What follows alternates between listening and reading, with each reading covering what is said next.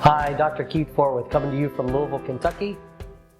Continuing on in our series of thyroid basics, oftentimes we will get patients sent in to see us in the office, and the reason that they're sent in is that someone has discovered that they have an irregularity in their thyroid. Either they felt a lump in their thyroid, or an ultrasound was done, or sometimes even a CT or an MRI were done for other things, and someone discovers that there's an irregular area or a thyroid nodule.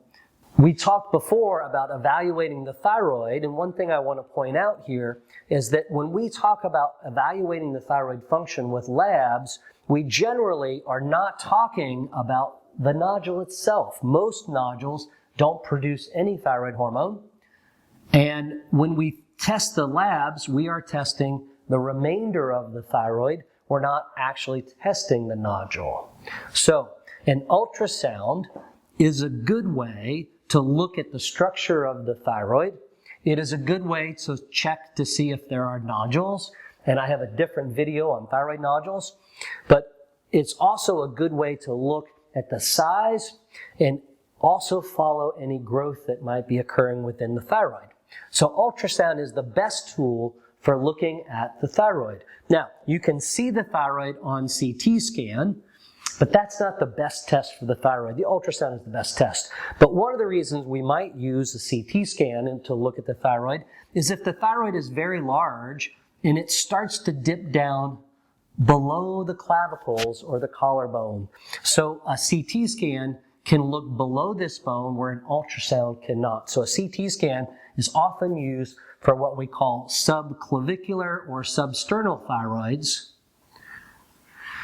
So it can see down into the chest, because sometimes these thyroids can grow all the way down in below and we won't see that part with an ultrasound. MRI, not really used for thyroid evaluation. Things like PET scans are not really used for thyroid evaluation. However, I would point out that if your PET scan shows an irregularity within the thyroid, and that irregularity is hot or lit up or overly metabolic, half of all nodules that show up intense on PET scan turn out to be thyroid cancer. So if for some reason you had a PET scan and they found something accidentally or incidentally on the PET scan in your thyroid, that needs prompt evaluation. Stay tuned for more videos. They'll be coming forth with more detailed videos on all of these different subjects. If you like my videos, you can subscribe to the channel and then you'll get notified if you hit that bell icon when more videos are coming out. Feel free to leave comments below. I can't answer any specific medical questions that you might have, but I'd love to hear suggestions on what you'd like to see in further videos. Remember that these videos are for educational purposes. They're not to give specific medical advice. That's your doctor's job. Thank you for watching my videos. I hope you found them educational